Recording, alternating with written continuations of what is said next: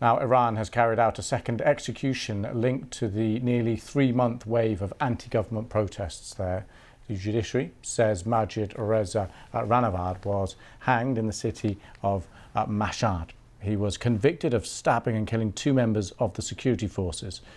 The first execution linked to the protest took place on Thursday. It was roundly condemned by Western countries. Well, let's get the latest now. With me, Jihad Gul from BBC's Persian service. Hi, Jihad. Thank you very much for coming in. So what do we know now about this second execution? Well, Majidreza Rahnavard was arrested 23 days ago. And it says the speed of trial. And he didn't have a lawyer. The government appointed a lawyer. And he tried to hire another lawyer, but obviously he couldn't do that because those lawyers must be approved by the government. So this morning, the judiciary announced he was publicly executed in the place he allegedly stopped 2 militias loyal to supreme leader. And there is no evidence, film or anything to prove he has done that. Only evidence has been his confession. While he appeared on state television, one of his hand was broken. And we know in the past few decades, numbers of prisoners under torture have come on state television and confessed to crime they never committed. He was executed. Earlier on, his mother visited him, but they didn't tell his mother he was about to be executed a day earlier. And he was executed and he has been buried without the presence of his family. And what's the reaction to this been?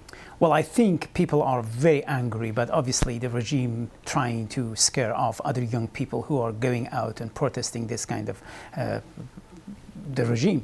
Just last night, in the city of Mashhad, which is the birthplace of Iran's supreme leader and also the most holy city, Shia city in the country, there was a protest because of the execution of another young man just 4 days earlier, Mohsen Shikari. And we see today in the morning, he was executed. I think the judiciary says they are determined. They have handed out more than 20 death sentences to protesters has been arrested. And that's the internal reaction. What about external reaction? Because when the first execution took place, there was condemnation from many countries around the world. You would imagine similar sentiments this time, but any sign of any action? I think there is outrage around the world, and I think we have heard from European Foreign Office they are planning to pass a package of sanctions against Iran. We don't know yet what is exactly the content of that proposed package, but we know around the world, from Australia, Canada to United States of America, there has been a wave of condemnation for the previous execution. But I think when today people wake up in their country, definitely what we have seen from European, we expect such a reaction from other countries around the world.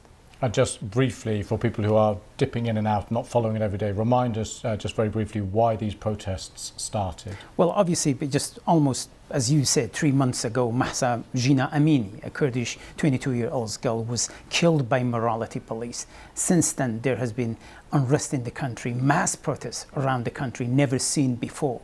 And I think people are directing their slogan at the supreme leader of Iran for corruption, for mismanagement, for unemployment, and also lack of freedom. Okay, Jia, thank you very much for bringing us up to date with events there in Iran. Thank you.